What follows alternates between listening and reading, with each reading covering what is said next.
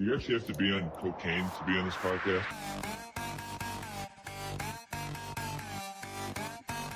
It's a great day to be a Wildcat! Cocaine.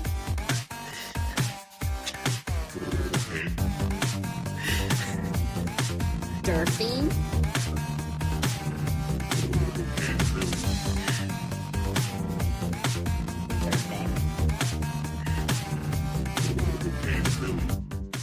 What is up, everybody? You are listening to yet another edition of Cocaine Willie, the official K-State representative on the College Huddle. I am your commissioner, Bob Trollsby, and as always, I'm joined by my co-host, the good chef, Andre Napier, and Fireball Matt Marchesini.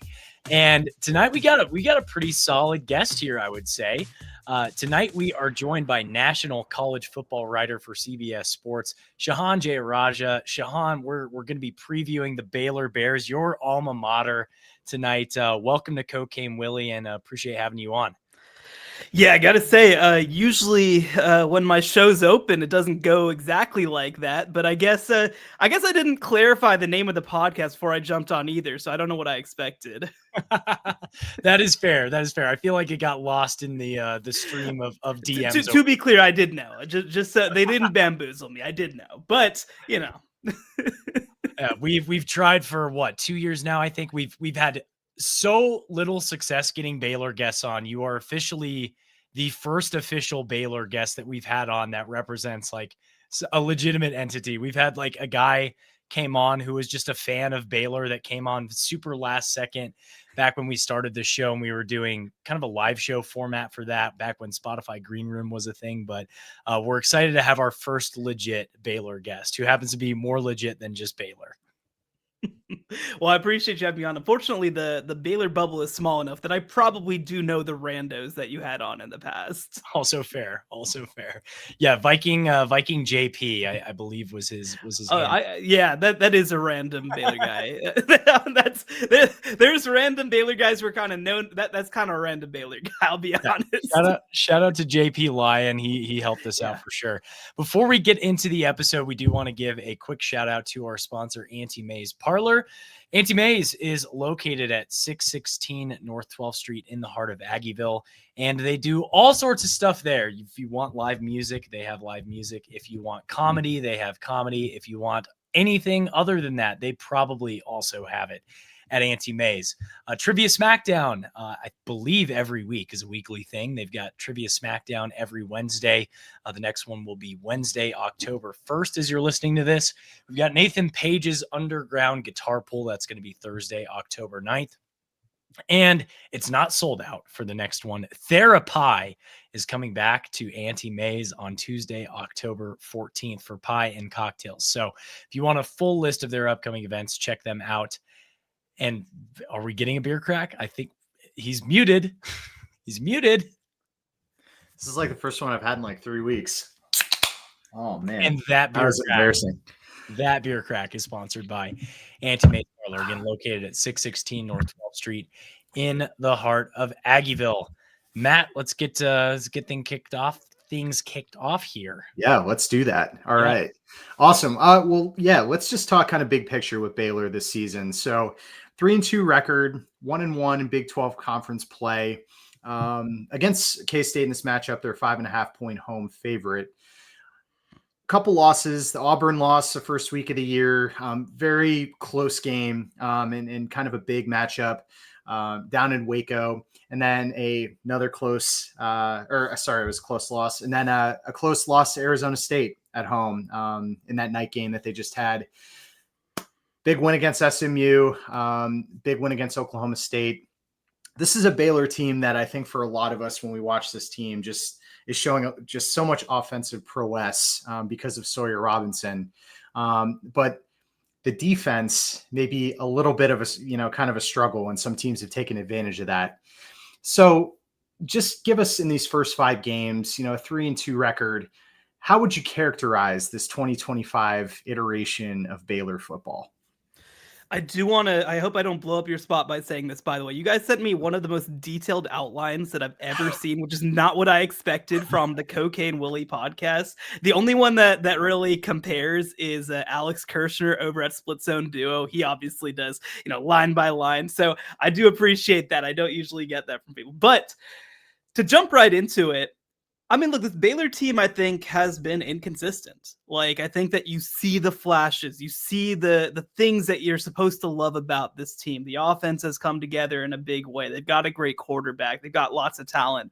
But I think what's most frustrating to people about this team is that the thing that they've struggled most at is kind of what you expected this coaching staff to be best at, which is kind of that point of attack defense. And you see it in the loss to Auburn, where they kind of just get bowled over. For people who don't know and didn't watch that game, so Baylor essentially has one really, really good defensive lineman, and that's Jackie Marshall.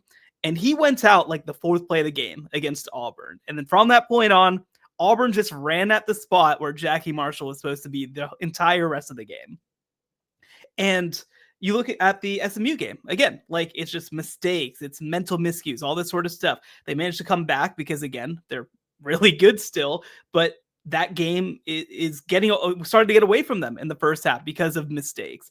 In the Arizona State game, again, their offense gave them a chance. Their defense made some mistakes at the end. It's a one-score game. And this has just been a constant theme for this Baylor team, is just they have not been able to be consistent in every aspect of the game for one game. They have not played a complete game by any means to this point. They beat Oklahoma State by a lot of points last week, but it's also the defense again struggles in a lot of that first half. So I don't think that we've come close to seeing the best version of this Baylor team, but the question sort of becomes, are we going to see the best version of this Baylor team at any points? So no, go ahead. Go. Sorry. I got to follow up. I mean, thinking about K-State and the game against UCF last weekend maybe reclaimed a little bit of the identity that K-State, was trying to think of what they could be in 2025. What do you think is K-State's best way to maybe pull off an upset against this Baylor team? Is it, big offensive games? Is it trying to get, just trying to somehow get K-State's defense to stop Sawyer Robertson? What do you think is maybe the best way for K-State to pull off an upset?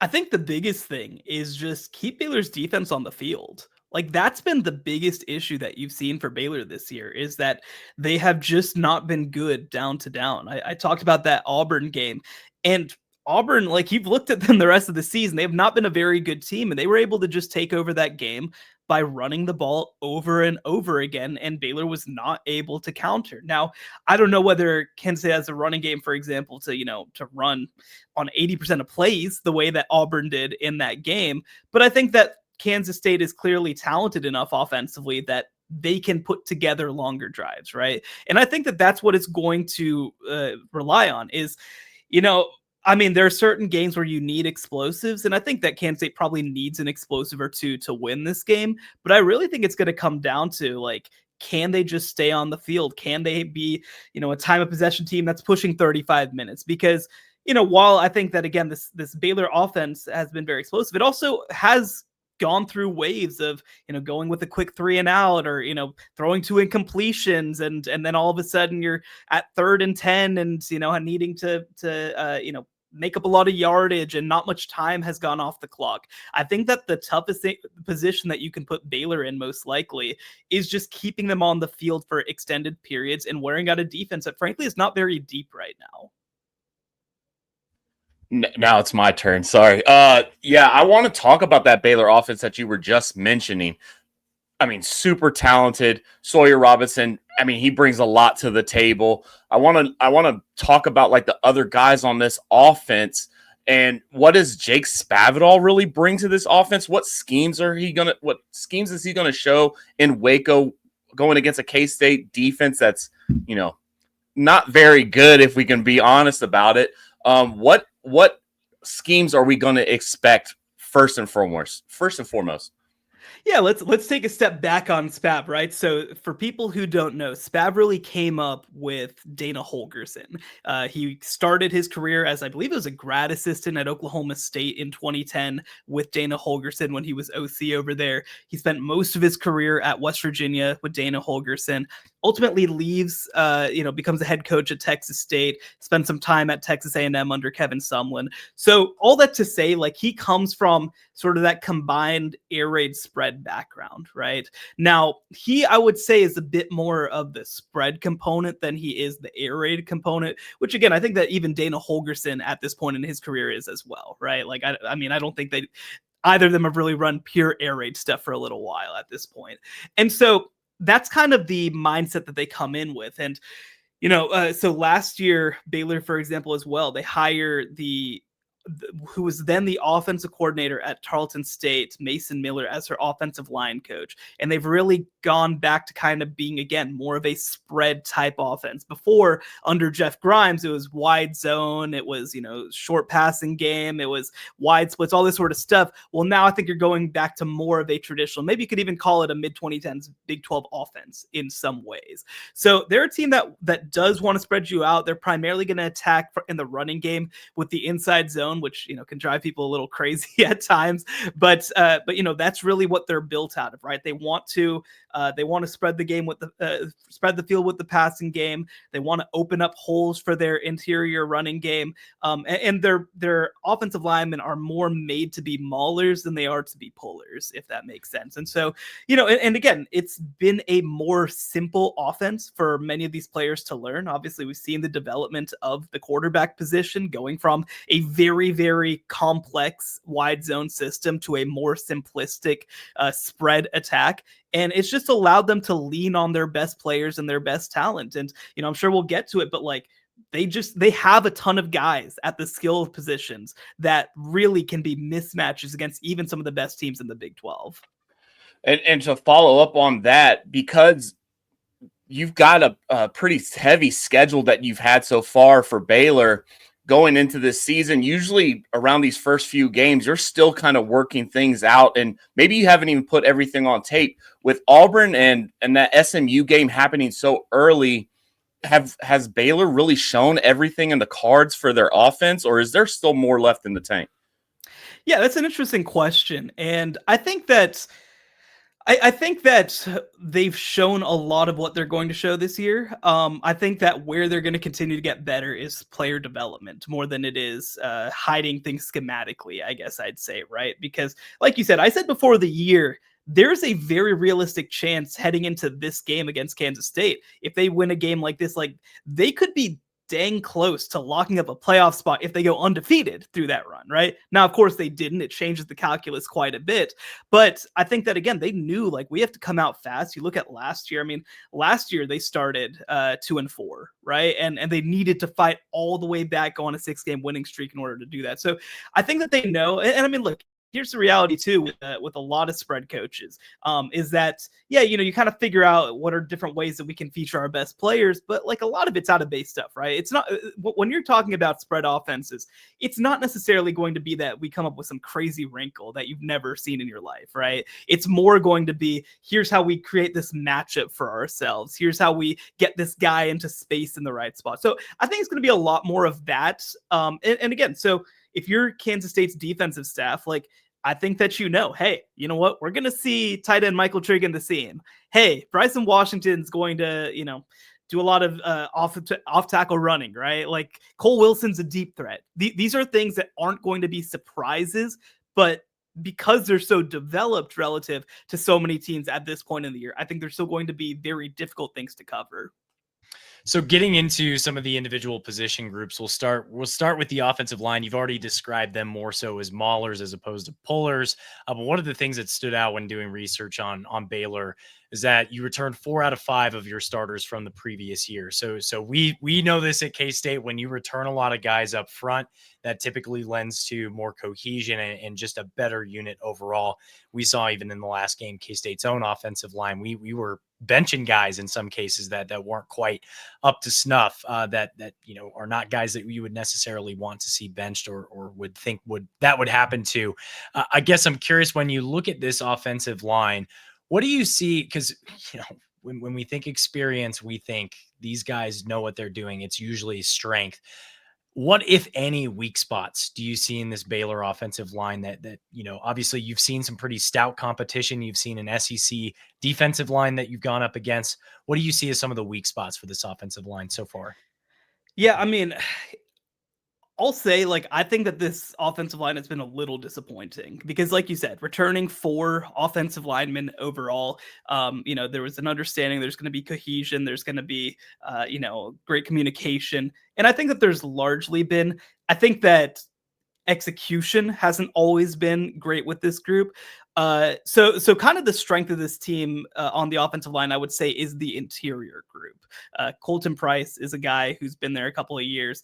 Omar Egbedion is a player who transferred last year from, I believe it was Montana, and was like the number 3 graded guard in the transfer class last year and has been really good. He's dealing with some injuries right now too, and they're not deep at that position. So that's something to keep an eye on as well.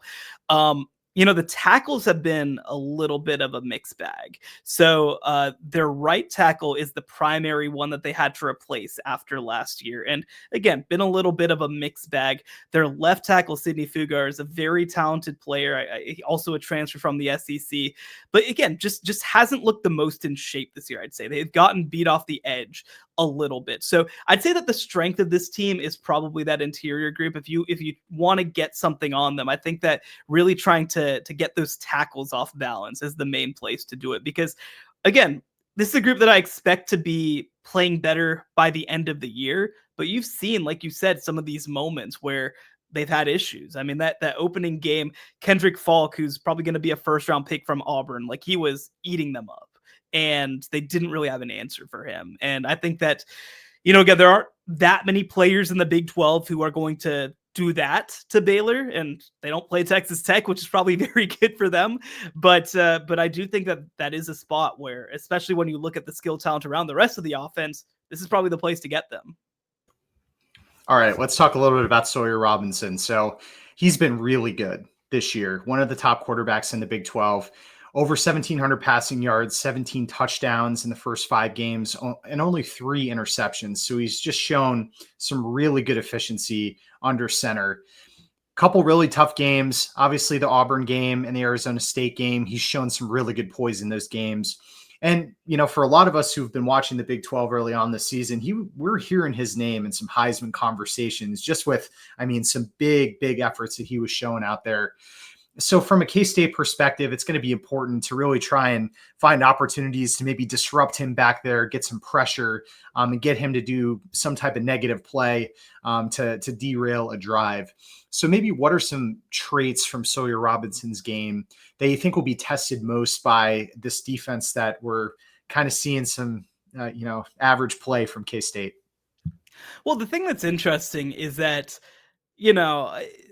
this may be sort of how highly I view him. I don't feel like, again, I don't feel like he's had an especially clean game all year. The SMU game is probably the closest, but the Auburn game was a little messy. The Arizona State game, I didn't think he was always hitting on everything that was available to him. So, again, this is a player who I still think goes through streakiness at times, especially when it comes to mid to deep ball accuracy. Where he thrived, for example, in the 6-game stretch last year wasn't necessarily, dealing deep balls from the pocket. It was, a lot of creating some stuff with his legs and finding the open man. And he's done that at a really high level this year. One thing that a lot of Baylor fans have been frustrated with, and unfortunately, I know that Kansas State fans can agree, is he hasn't always taken advantage of his legs when there's opportunities there. And, the Oklahoma State game was kind of that first moment where you started to see, oh, okay, well, there that is. We knew that was there. There he is taking advantage of it. So, I think for him, though, he has it all as a quarterback. He's got a good arm, he's accurate, he's poised, he makes good decisions. Like you said, 17 touchdowns, 3 interceptions. He's thrown more passes than anybody in college football this year. He's thrown for more yards than anybody in college football this year. He's thrown for more touchdowns. He has done it all for this team. And I think that, again, when you look at Baylor's offense right now, so much of it revolves around the threat that he gives to opposing defenses. And, so again, I think that especially when he's playing from a clean pocket, it is just really, really hard to get him off his mark. So I think that that's a big part, is like, you got to muddy up the game for him a little bit and try to keep him in uncomfortable positions. And just kind of speaking for maybe some K-State fans who haven't watched a lot of Baylor football this season, they have been in some very close games. So maybe describe Sawyer Robertson a little bit in those end of game situations. Is he more of this closer type of quarterback that's going to be making a play? Or would you say Baylor's ceiling is more tied to the run game, doing well on defense to really keep him in these games and in the last few minutes? Yeah, he's definitely a closer. He's definitely somebody who comes out there, makes big plays at the end of games. That SMU game is probably the chief example of that. They scored 2 touchdowns late in the fourth quarter to make that happen. I even think that, again, the game shouldn't have been as close as it was, but like, he made some plays in that Oklahoma State game where, you know, he takes off, pulls off a huge touchdown with his legs to put that game away. During their 6-game winning streak in 2024, I mean, he was huge with some of the plays that he made late in those games. So he's absolutely somebody that you can rely on to go out there and win you games when you need to.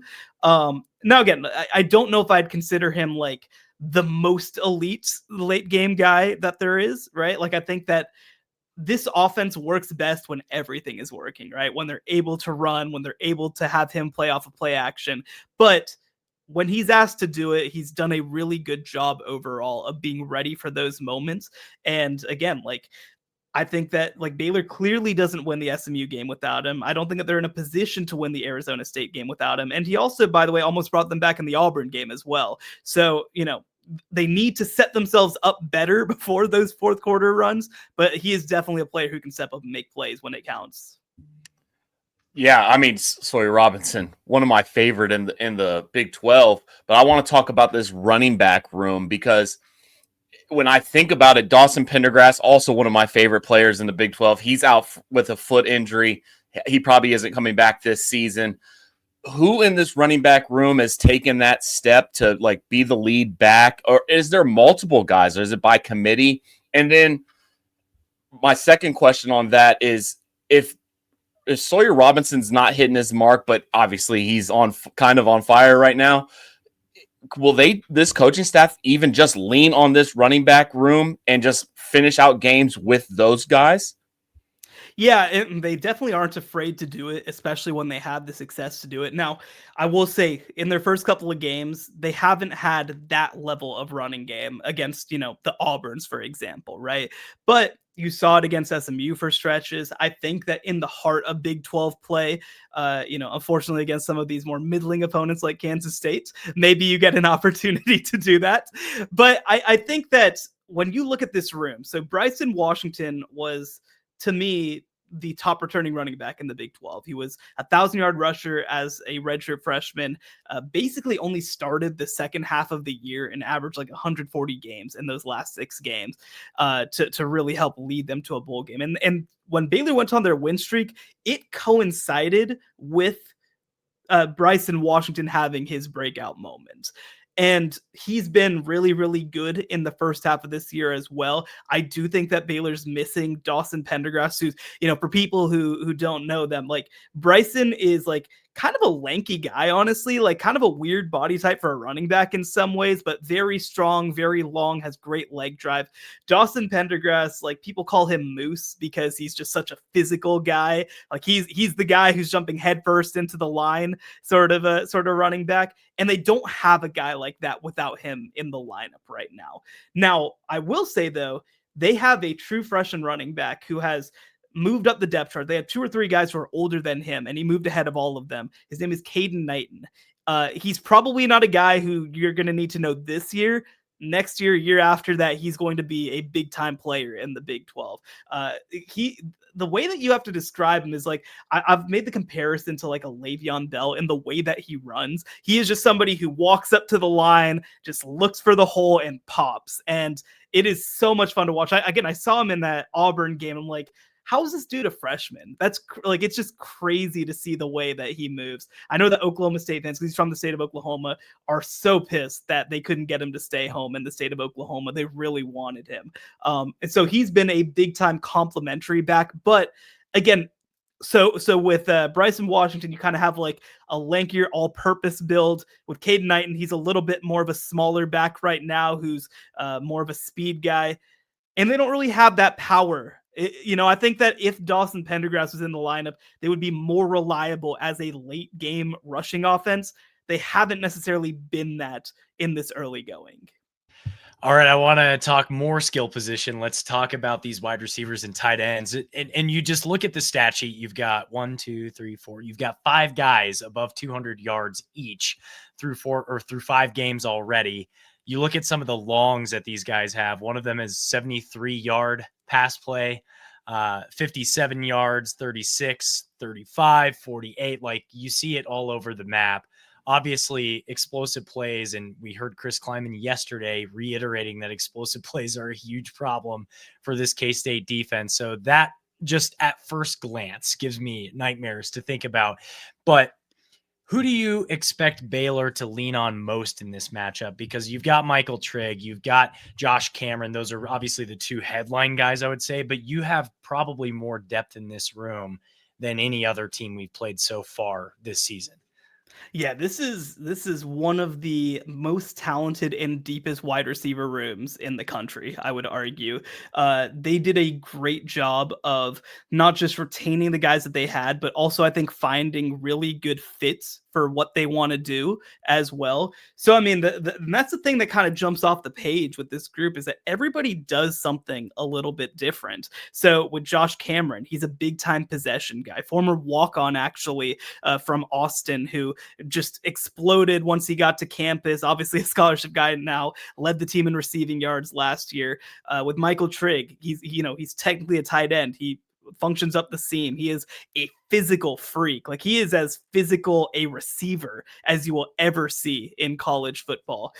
With Cole Wilson and Kobe Prentice, those guys are burners. And Cole Wilson, they come from different places. Cole Wilson coming from Texas State, Kobe Prentice coming from Alabama. But Cole Wilson has actually been the better player so far this year with his downfield ability. So, I mean, it's just they come at you in waves in a way that, like, I mean, like the only comparison that I have to it is like the mid 2010s Baylor offenses, right? Where they just kept running guys out onto the field over and over again. And they have some guys who they feel really good about who frankly aren't even getting snaps. Like one guy, Lewis Brown, was supposed to be a rotation guy for them.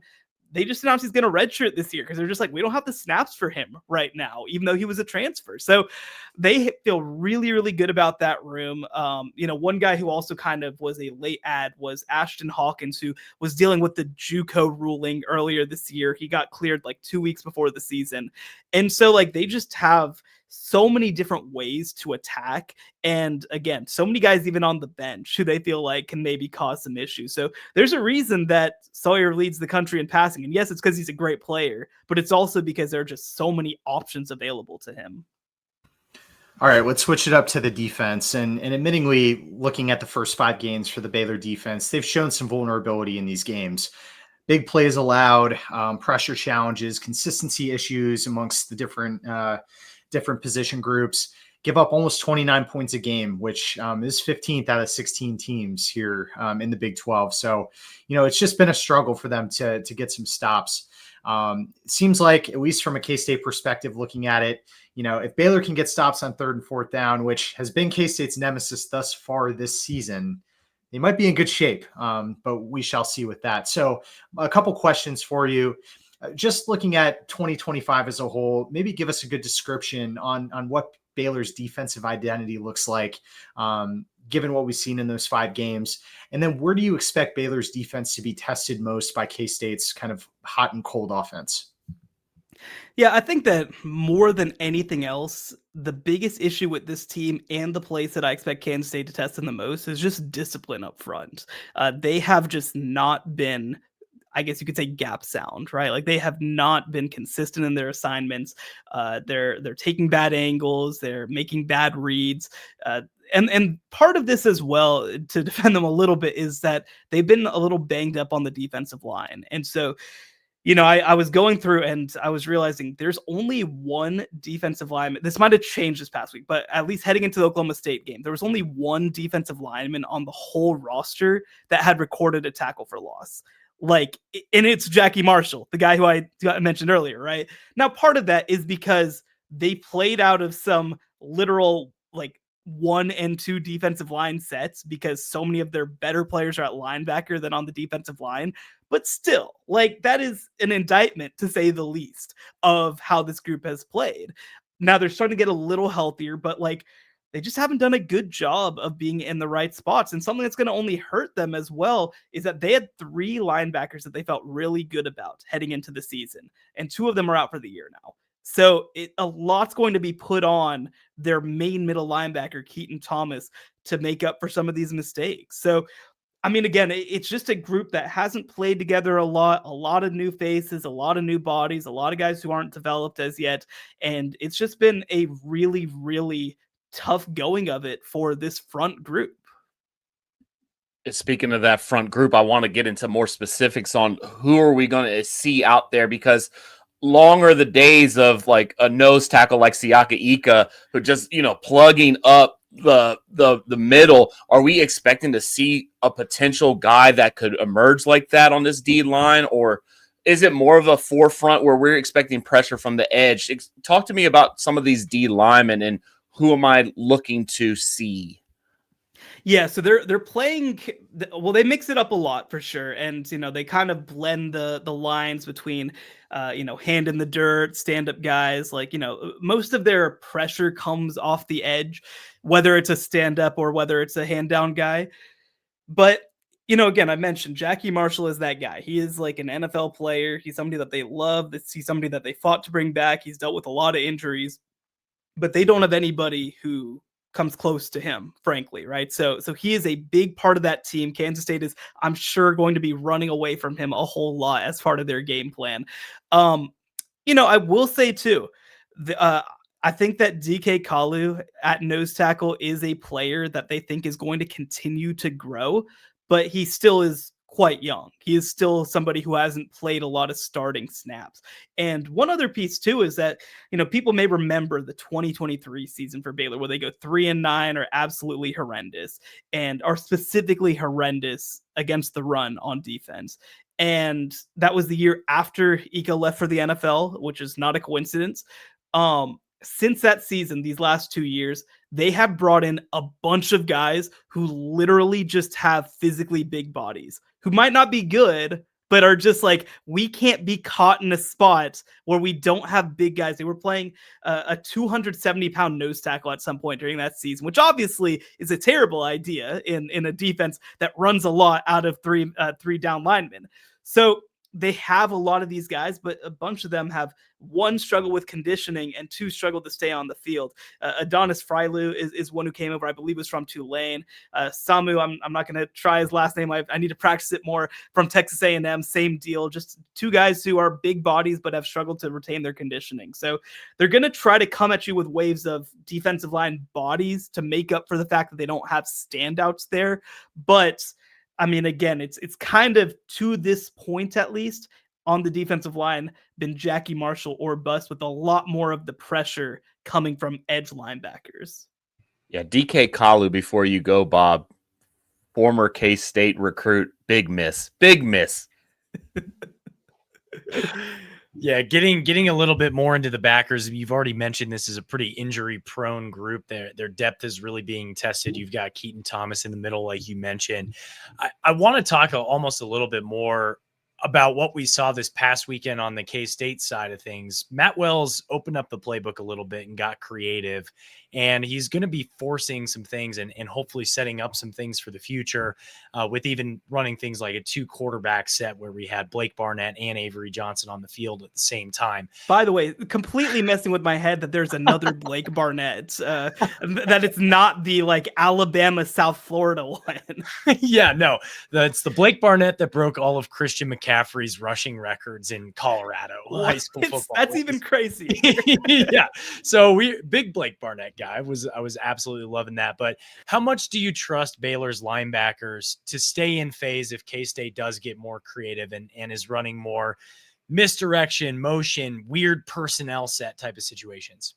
Well, I'll take you to Dave Aranda's halftime interview of the Oklahoma State game, where he was like, "We told our defense that they're going to come out and throw a lot at you because they have no incentive not to, and we have not handled that well." And I feel like that has been an issue with this team. And again, Keaton Thomas is one of my favorite players to watch, but is a player who's still trying to figure things out in the mental game, like who's still trying to figure out, hey, trust my eyes. I see that, right? He's really good at reacting. He's not always good at seeing things before they happen.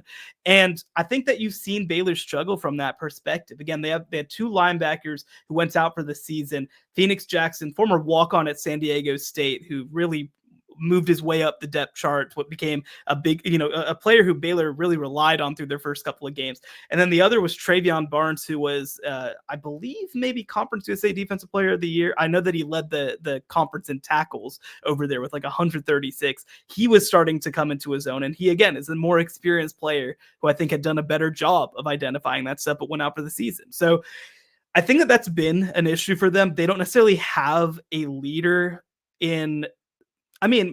especially that middle group, especially that box group. They don't necessarily have a guy who is great at recognizing some of this stuff. Keaton Thomas, I imagine, continues to have the green dot on his helmet, but it's just been a struggle for them to notice things, for them to see, hey, that's a different formation than we're used to. Hey, that might be going a different way than what we're thinking. So I think it's been a very reactive defense, and I do think that could cause them some trouble if Matt Wells brings some of that out early in games. We'll see about that. No, sorry. I just needed some concrete.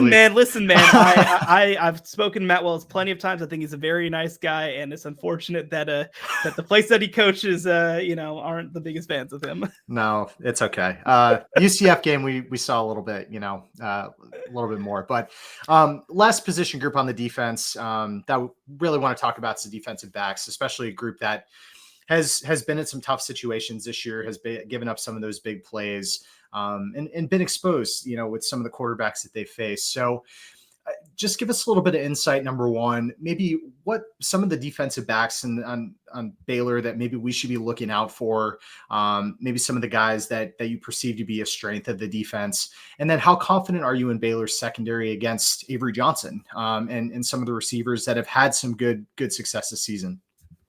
Yeah, I think that Baylor's defensive back group is probably a little underrated. I don't think that they've been a huge issue on this team. I don't think they're awesome, but I think that a lot more of their struggles have been that there's just been no pressure from the defensive line.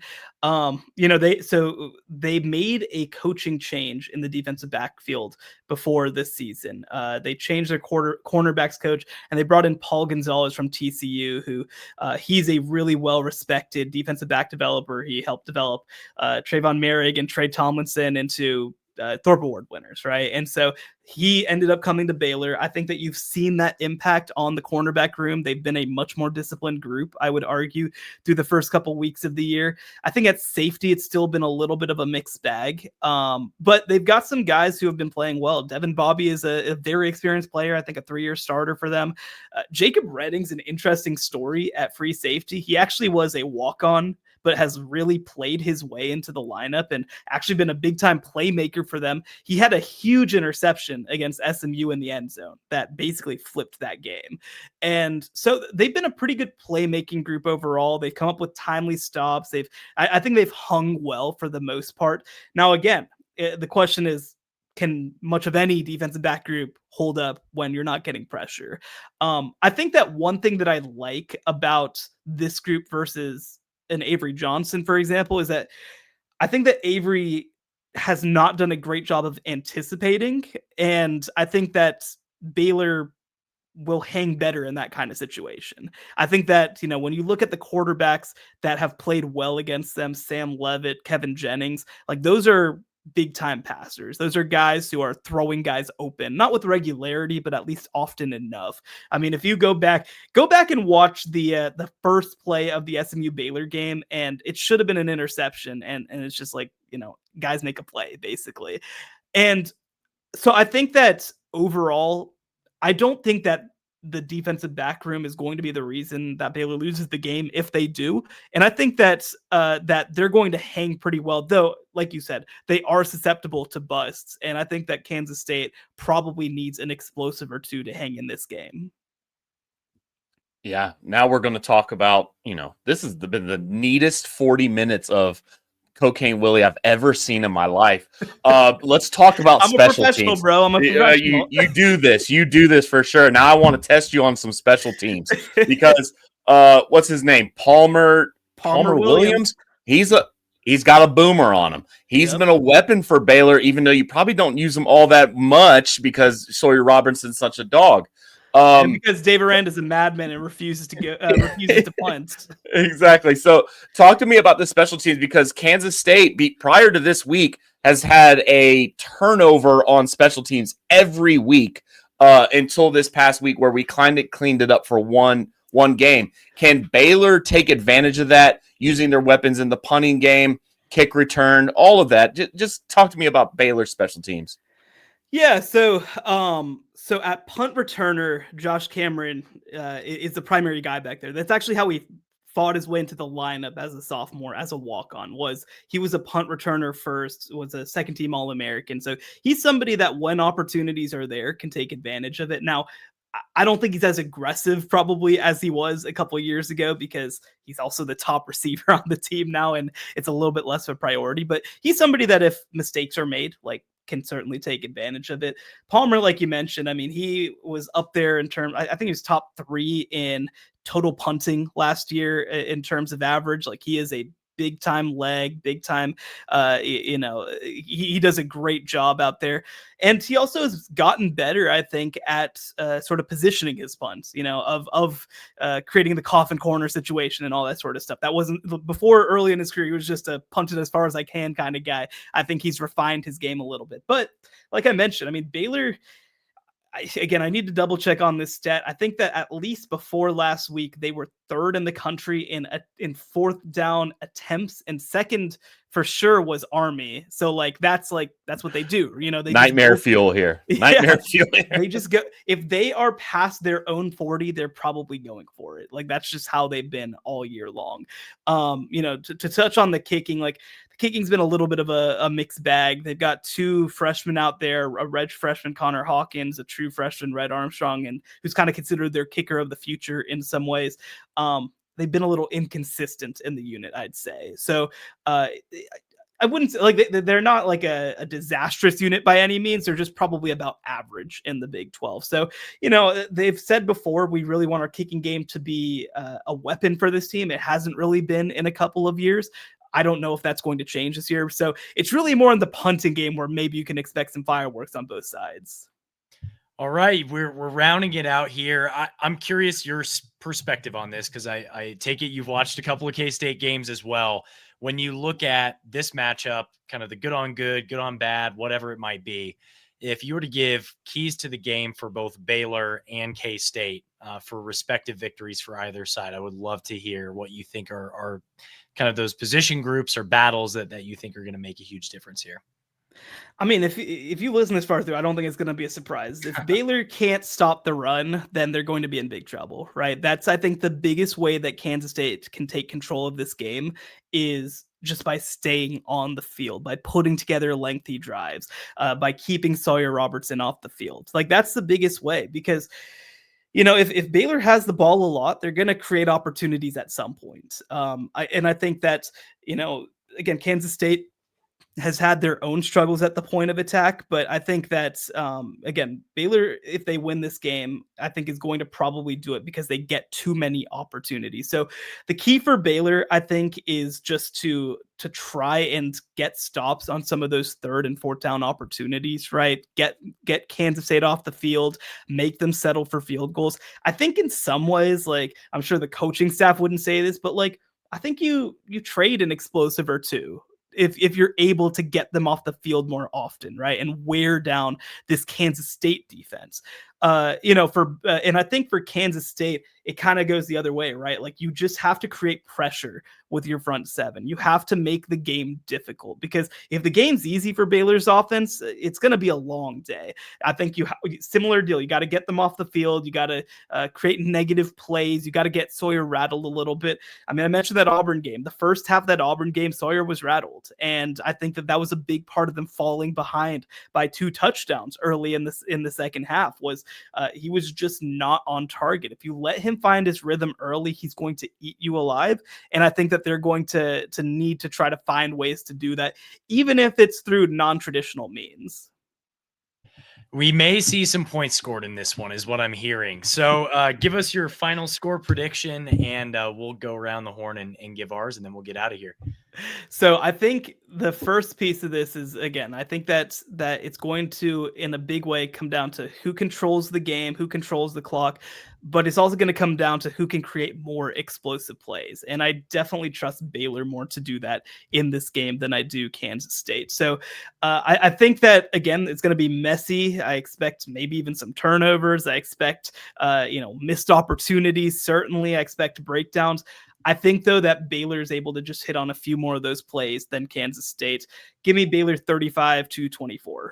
All right. I'm going to go Bears 40-37. I'd be now that's a cocaine Willie game. I'd be hitting the over on this one. I feel like Baylor's offense is firing on all cylinders. It's going to be really hard for this K-State defense, especially the secondary, to bracket those guys or contain those guys. But, K-State's offense, we've seen enough flashes that could be a good on bad situation, especially with some of the depth issues at linebacker and up front on the defensive line for Baylor. So I'm hoping that we can get some explosives of ourselves, and we'll see what happens. You want me to go, Matt? I'll go next. Save the best for last. Matt, I don't know how you're feeling, but I'm not feeling very good. I saw UCF last week. I was like, well, we're better than them. We won the game, but then, Shehan is not painting a pretty picture for me. I got the Bears 38-30. I think 8-point victory for the Bears in Waco, unfortunately. And it's basically because Kansas State, I think we're going to be missing some weapons. I don't think Jace is going to be at 100%. JB Bradley's not going to be back. Jerron Tibbs can only carry us so far. And if Joe Jackson and the backs behind 2 and 3, behind Dylan, aren't cooking, we're in trouble. So I'm giving us a gracious 30 points, 38-30 Bears. Wow. I'm actually... So as much as we've talked about how the Baylor defense has struggled, the K-State defense has struggled, I gamble, I put some money down in games. And I feel like when we say, oh, this is going to be a high scoring game, it ends up not being a high scoring game. I think it's going to be 24-21 Baylor. I think you're going to have everybody will feel bad after that one. Yeah. I think, these offenses will sputter at some points, and you're going to be in situations where, I'm not saying the defenses are playing well, but I think it's going to be sometimes the offenses are going to be cutting themselves a little bit short on some plays. So for some reason, I don't see this as much of an offensive shootout, which you would assume could have maybe a little bit of a favor with K-State if they can extend some drives, almost have a little bit of like an Army approach to it and trying to just knock off some first downs, make some plays. So I think it's going to be a little bit of a low scoring game, but I'm not convinced K-State can win on the road at this point since the Houston game last year. So I think Baylor is going to win. I do have one last question that I want to ask. Me too. And it has nothing to do with this game. As a national writer for college football, you watch so many games, on the week, on a weekend basis. I'm just curious, like through the first 5 weeks, who do you think are maybe the most impressive teams you've watched in college football? Maybe 2 teams that you think are the 2 that are going to end up wherever the hell the national championship game is this year. Yeah, this has been one of the toughest seasons, I would say, to try to nail that down. Like, I think that everybody has looked pretty flawed at different points. There's one team, though, that I think has essentially looked like a perfect football team through 5 weeks, and that's Oregon. And last year, I was kind of late to the party on Oregon because I was like, yeah, they're not going to keep this up. And then they mostly kept it up through at least a regular season. But I mean, again, like you look at every aspect of the game, offense, defense, special teams, running game, pass, like they're doing everything at a high level right now. And to go on the road, and yeah, I mean, that game went to double overtime, but like Oregon should have dominated that game in the scoreboard. Like they dominated it in the stat sheet for the vast majority of the game. Like, that's impressive. I know that James Franklin has his issues against these teams, but like to walk into that environment and do that was impressive to me. So I think that that's my sort of number one team right now. Number two gets hard, man. Like it's just, again, everybody looks a little flawed. Like I really like what I've seen so far from Ohio State for the most part. I think that they're probably my number two team. Indiana, I would have said maybe has a better chance before some of the muck that they got into last week against Iowa. I still think they're really good. I will say nobody in the SEC moves me right now. Nobody at all. And I'll throw Texas Tech out there too. I mean, they obviously have been incredible through the first couple weeks of the year, but they're going to be, well, I don't know if there will be bigger tests in Utah in the Big 12 for them, to be quite honest. But I think it's sort of a question like, all right, let's see how that scales up. I mean, I don't want to just pencil them in at 13-0 or anything, but like I think that there's a very realistic chance that they could do that. Yeah. I was just going to ask you, how's the Baylor environment been this season? I mean, obviously you had the first game, but like throughout the season, Waco has never really been the one to all inspire people about the home environment. But what is this season's home environment in Waco been like? It was really good for the Auburn game, especially in the first half before the game kind of got away from them. It's been pretty inconsistent since then, to be quite honest. And, it's an early start. I think that it's a game that, frankly, people are more anxious for than they are excited for. Like, this is more a please don't mess up situation. A let's go and do the thing situation. So, it's been a mixed bag. I mean, here's the funny thing that a lot of programs are learning right now, right? When you bring back a coach who was hot seat last year, the second he messes up the next season, you're mad again, right? And so, I mean, look, I think that obviously Baylor's played decent enough that like certainly people understand there's a lot left out there. I mean, for goodness sake, they lost by 3 points to Arizona State, who is really good, right? Like, they still very much have the ability to play their way into the Big 12 title race. But I think that everybody's a little like, all right, this was the culmination season. Like, this was the year, right? I mean, I made the comparison a whole lot. Last year was a fine season if it was the year before the year, right? It was, 2018, Baylor goes 7-6. It's because the next year they go to the Big 12 title game. 2012, they go 8-5. It's because the next year they win the Big 12, right? And yeah, we don't have to talk about it. But it's like, that's what it's usually been for Baylor. And this is kind of supposed to be that year. And at least through 5 games, it has not been that to this point.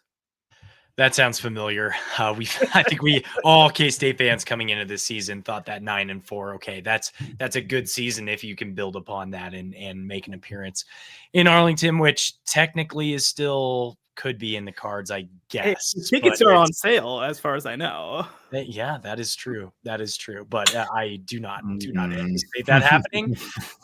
But Matt, do you have something to say? No. I will not be going. I am 0-2. I am 0-2 going to Baylor. 2012 and 2014. Oof, those are tough ones. Those were tough. Those were tough ones. I was a student both years at those. It was fun to be on. Actually, I will say, 2012. That game was the last Baylor game that I missed as a student because I was like, oh, we're gonna get destroyed. Like, what's the point? I'm gonna go home for Thanksgiving. It's fine. I never missed another one again.